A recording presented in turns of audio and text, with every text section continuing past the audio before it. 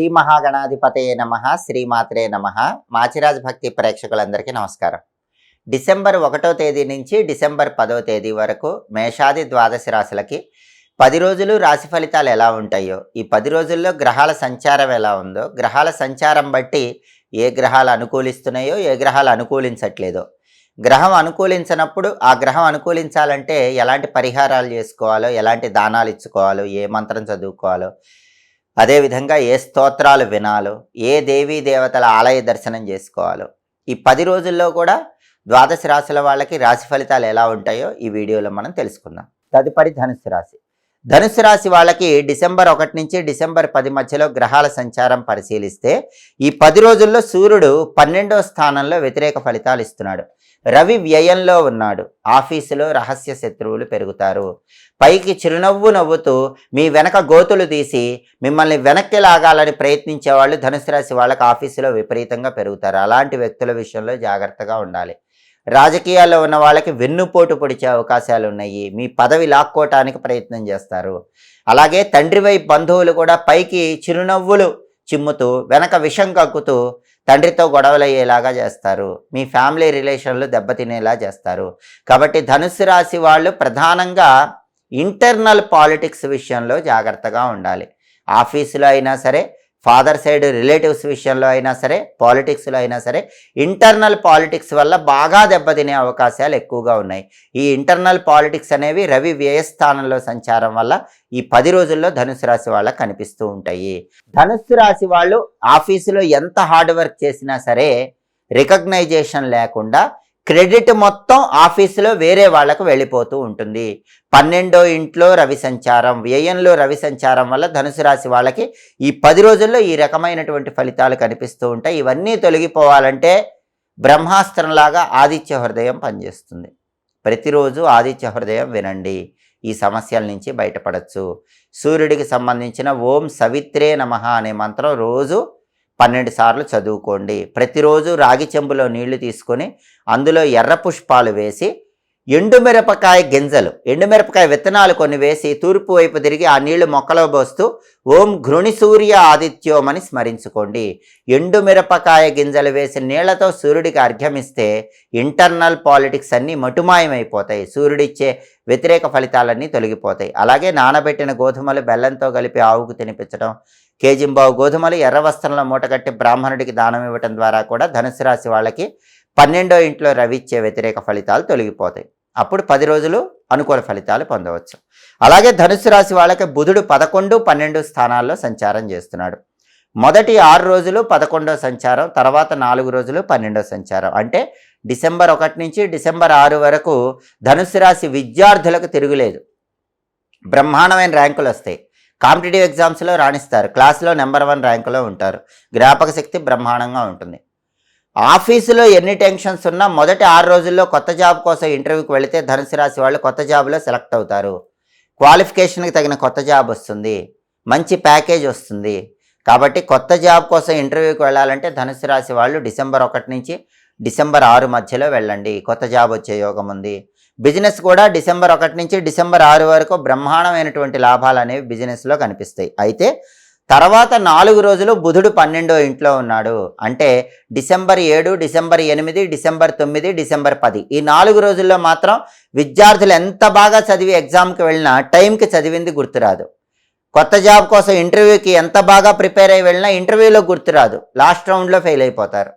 Business ఎంత బాగా చేసినా కస్టమర్లు మీ సరుకు కొనుక్కోరు. ఇవన్నీ కూడా డిసెంబర్ 7, 8, 9, 10 ఈ 4 రోజుల్లో జరిగే అవకాశాలు ఉన్నాయి. ఎందుకంటే బుధుడు 12వ స్థానాల్లో సంచారం చేస్తున్నాడు. ఈ రకమైన చెడు ఫలితాలు పోవాలంటే, వ్యయంలో బుధుడిచ్చే వ్యతిరేక ఫలితాలు పోవాలంటే చివరి 4 రోజుల్లో గణపతికి సంబంధించిన వక్రతుండాయ హుం అనే షడక్షర మంత్రాన్ని రోజు 21 సార్లు చదువుకోండి. వక్రతుండాయ హుం.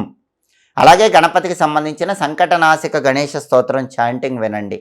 నానబెట్టిన పెసలు గోమాతకు తినిపించండి. కేజింబావు పెసలు ఆకుపచ్చ వస్త్రంలో మూటగట్టి బ్రాహ్మణుడికి దానం ఇవ్వండి. అప్పుడు చివరి 4 రోజుల్లో బుధుడిచ్చే వ్యతిరేక ఫలితాలు తొలగిపోతాయి. అలాగే ధనుసు రాశి వాళ్ళకి కుజుడు 12, 1 స్థానాల్లో సంచారం చేస్తున్నాడు. మొదటి 7 రోజులు 12వ సంచారం, తర్వాత 3 రోజులు ఒకటో సంచారం. అంటే మొదటి 7 రోజులు ధనుసు రాశి వాళ్ళకి విపరీతమైన దిష్టి ఉంటుంది. ఎదుటి వాళ్ళ ఏడుపు విపరీతంగా మీ మీద పనిచేస్తూ ఉంటుంది.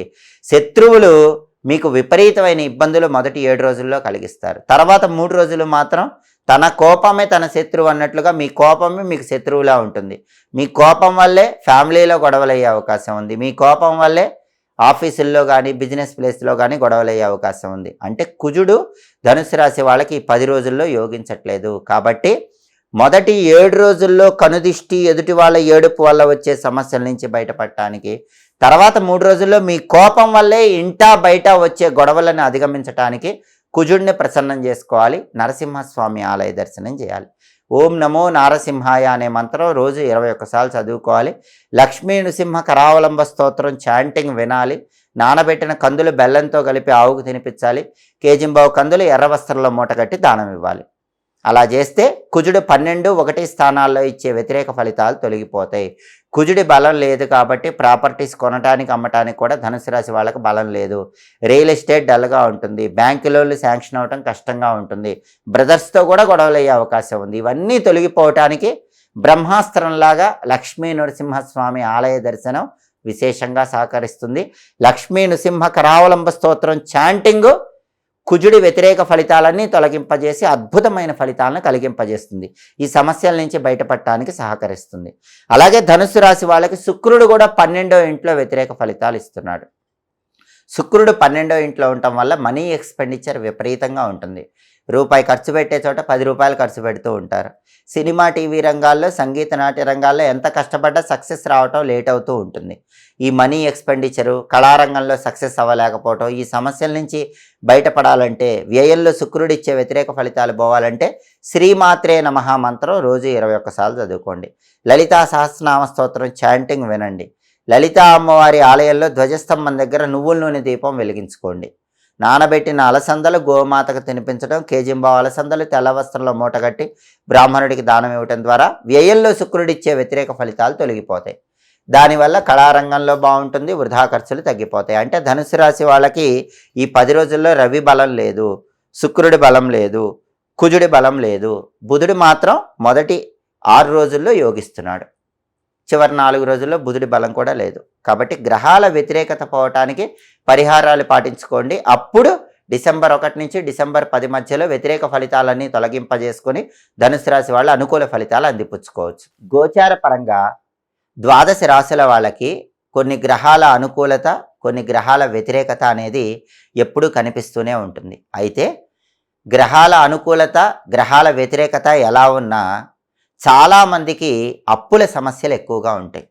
మొండి బాకీల సమస్యలు ఎక్కువగా ఉంటాయి. అంటే వ్యక్తుల్ని నమ్మి ధనం ఇస్తే ఆ ధనం తిరిగి రాక ఇబ్బంది పడుతూ ఉంటారు. అప్పుల సమస్యల నుంచి బయటపడటానికి, రావలసిన డబ్బులు సకాలంలో చేతికొచ్చి మొండి బాకీల సమస్యల నుంచి బయటపడటానికి కొన్ని సులభమైన విధి విధానాలు ఏ రాశి వాళ్ళైనా పాటించుకోవచ్చు. అప్పుల సమస్యలు ఎక్కువ ఉన్న వాళ్ళు ఎవరైనా సరే మంగళవారం పూట నానబెట్టిన కందులు బెల్లంతో కలిపి గోమాతకు తినిపిస్తే అప్పుల సమస్యల నుంచి క్రమక్రమంగా బయటపడచ్చు. అలాగే అప్పులు ఎక్కువ ఉన్న వాళ్ళు మంగళవారం పూట శివాలయానికి వెళ్ళి శివాలయంలో 1 కేజీ ఎర్ర కందిపప్పు అక్కడ ఉన్నటువంటి పంతులు గారికి, పూజారి గారికి ఇచ్చి ఓం రుణముక్తేశ్వర మహాదేవాయ నమః ఈ మంత్రం చదువుతూ శివాలయంలో 9 ప్రదక్షిణలు చేయండి. అప్పుల సమస్యల నుంచి తొందరగా బయటపడచ్చు.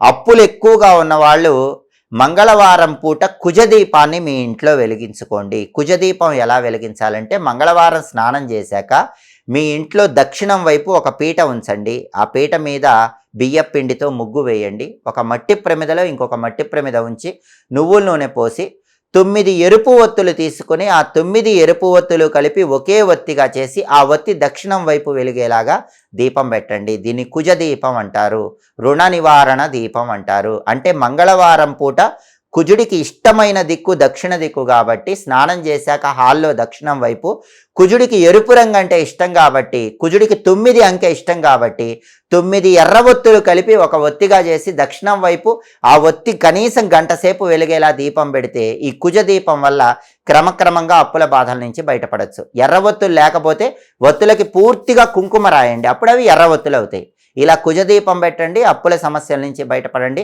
అప్పులు ఎక్కువగా ఉన్న వాళ్ళు ఎవరైనా సరే ప్రతిరోజు ఓం అం అంగారకాయ నమః ఈ మంత్రాన్ని 9 సార్లు చదువుకుంటూ ఉంటే క్రమంగా అప్పుల సమస్యల నుంచి బయటపడచ్చు. అప్పులు ఎక్కువగా ఉన్న వాళ్ళు ఇంట్లో వాయువ్యంలో ఒక గాజు బౌల్ ఉంచి దానిలో నీళ్లు పోసి పాలరాయి వేసి ఉంచండి. ఇంట్లో వాయువ్యం మూల గాజు బౌల్లో నీళ్లు పోసి పాలరాయి వేసి ఉంచినట్లయితే చాలా తొందరగా అప్పుల సమస్యల నుంచి బయటపడవచ్చు. ఏదో ఒక విధంగా ధనం కలిసి వచ్చి పెద్ద మొత్తంలో ఉన్న అప్పుల నుంచి బయటపడతారు. అలాగే చాలామందికి ఎదుటి వాళ్ళకు డబ్బులు ఇచ్చి ఆ డబ్బులు తిరిగి రాక ఇబ్బంది పడుతూ ఉంటారు. ఇచ్చిన డబ్బు తిరిగి రాక ఇబ్బంది పడే వాళ్ళు ఎవరైనా సరే శనివారం రోజు ఒక తాంత్రిక పరిహారం పాటిస్తే ఇచ్చిన డబ్బులు తొందరగా చేతికి వస్తాయి. ఆ తాంత్రిక పరిహారం ఏంటంటే శనివారం రోజు ఎక్కడైనా దగ్గరలో ఉన్న రావి చెట్టు దగ్గరకు వెళ్ళండి. ఆ రావి చెట్టు దగ్గర మట్టి తీయండి, చిన్న గుంట తవ్వండి, పెద్ద గుంట తవ్వకండి. రావి చెట్టు దగ్గర శనివారం చిన్న గుంట తవ్వండి.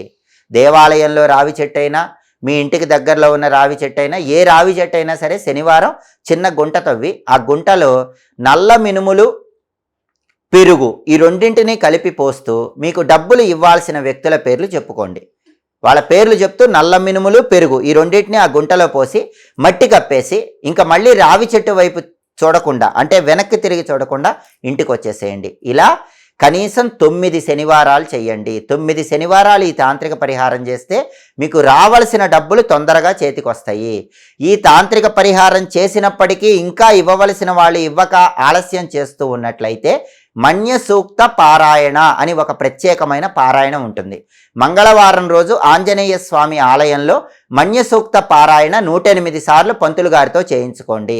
పెద్ద మొత్తంలో ఉన్నటువంటి ధనం ఇవ్వవలసిన వాళ్ళు అతి త్వరలో మీకు తిరిగి ఇవ్వటానికి ఈ మన్య సూక్త పారాయణ విశేషంగా సహకరిస్తుంది. కాబట్టి అప్పుల సమస్యల నుంచి బయటపడటానికి, రావలసిన ధనం తొందరగా రావటానికి ఈ విధి విధానాలు పాటించండి.